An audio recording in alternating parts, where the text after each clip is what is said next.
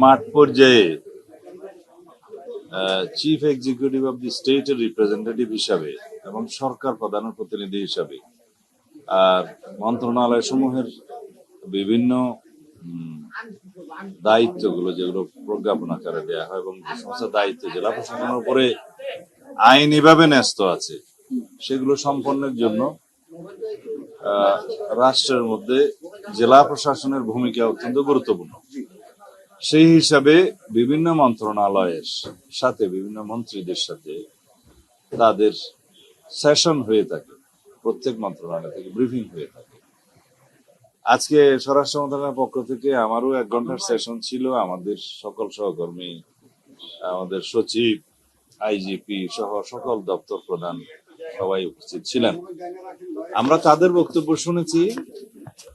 মাঠ প্রশাসন থেকে যে সমস্ত বিষয়ে তারা জানতে চেয়েছিলেন এবং আমাদের কিছু বক্তব্য ছিল, সেটা মাঠ প্রশাসনের সাথে আমরা কিভাবে কাজ করব, তারা কিভাবে দায়িত্ব পালন করবেন সেই হিসাবে আমরা কিছু অনুশাসন দিয়েছি, অনুরোধ করেছি, পরামর্শ। তার মধ্যে নির্বাচন উপলক্ষে যে সমস্ত প্রাক নির্বাচনের সময়ে আর কি লাইসেন্সকৃত আগ্নেয়াস্ত্র জমাত প্রদান করতে বলা হয়েছিল জনসাধারণকে, সেই অস্ত্রগুলো এখনো ফেরত প্রদান করা হয়নি। সেই বিষয়ে আমরা একটা চিঠি দিয়েছি মন্ত্রণালয় থেকে এবং সেগুলো যাতে যথাশীঘ্র ফেরত প্রদান করে সেজন্য আমরা পরামর্শ দিয়েছি এবং লিখিত আকারে মন্ত্রণালয় থেকে চিঠি যাবে। সেখানে কয়েকটি ক্যাটাগরি আছে। যে সমস্ত লাইসেন্স গুলো 2009 সালের 6 জানুয়ারির আগে ইস্যু করা হয়েছিল সেগুলো ফেরত দিবে। যে সমস্ত লাইসেন্স গুলো 2024 আগস্টের পরে ইস্যু করা হয়েছে সেই সমস্ত লাইসেন্সে অন্তর্ভুক্ত অস্ত্রগুলো ফেরত দিতে হবে।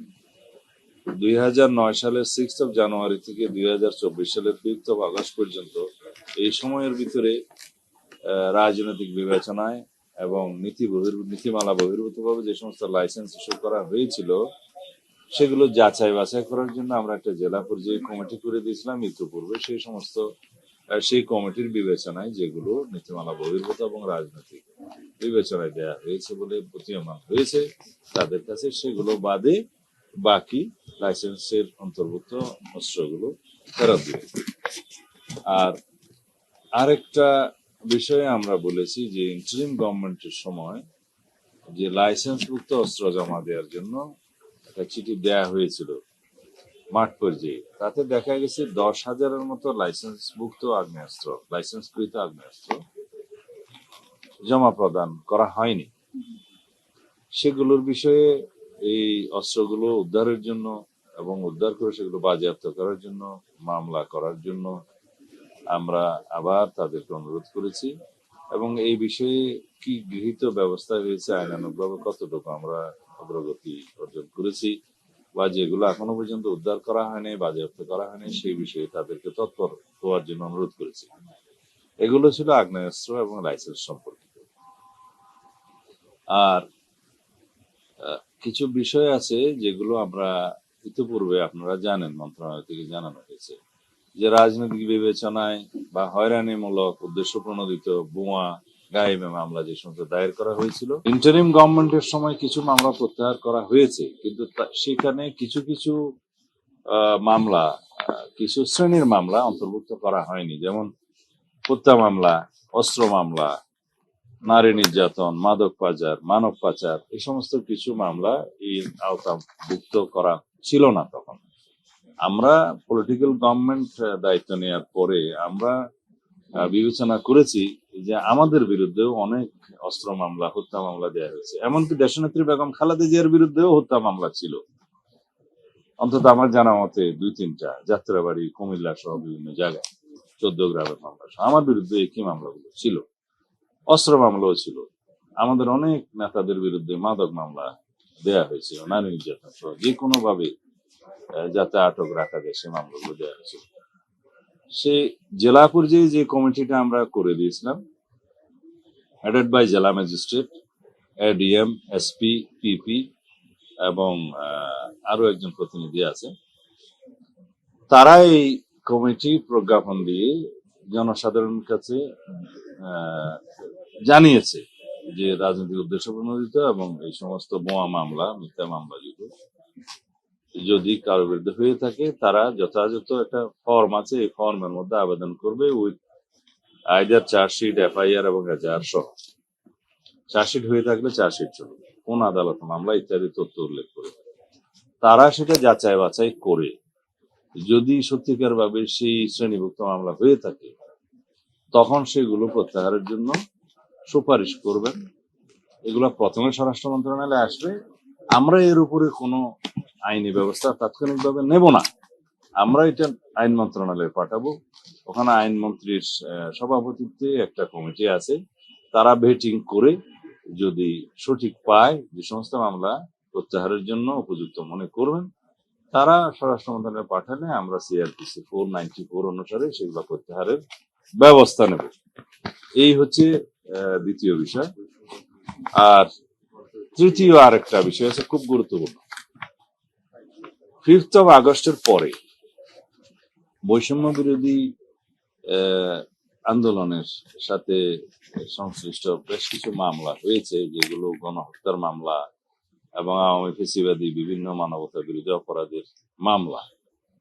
এখানে আমরা তাদের কাছে তালিকা চেয়েছি জেলা পর্যায়ে, যে জেলাওয়ারি কতগুলো মামলা সেরকম দাখিল হয়েছে। এগুলো রিমোট ডিস্ট্রিক্ট গুলোতে হয়তো কম, কিন্তু মহানগরগুলোতে সংখ্যা একটু বেশি। তাতে আমরা যাচাই বাছাই করে দেখব, যাতে আপনারা সবাই জানেন অনেক মামলার মধ্যে হাজার হাজার লোককে আসামি করা হয়েছে। সেগুলো আমরা যাচাই বাছাই করে দেখব সত্যিকার অর্থে প্রকৃত আসামি কারা, সেটা আইইউ তদন্ত কর্মকর্তা কমিটি তদন্ত করে দেখবেন, এবং যাতে স্বল্প সময়ের ভিতরে সেটা ডিসপোজ অফ করতে পারে তদন্ত, সেটা দেখবেন।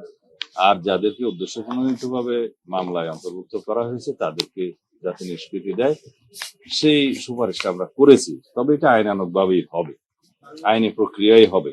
আর কি বিষয় ছিল? হ্যাঁ হ্যাঁ, আসন্ন ঈদুল আজহা উপলক্ষে আমাদের মাননীয় প্রধানমন্ত্রী একটা মিটিং ডেকেছিলেন, তার সভাপতিত্বে আমরা সেই সবার কিছু সিদ্ধান্ত জেলা প্রশাসকদেরকে জানিয়েছি।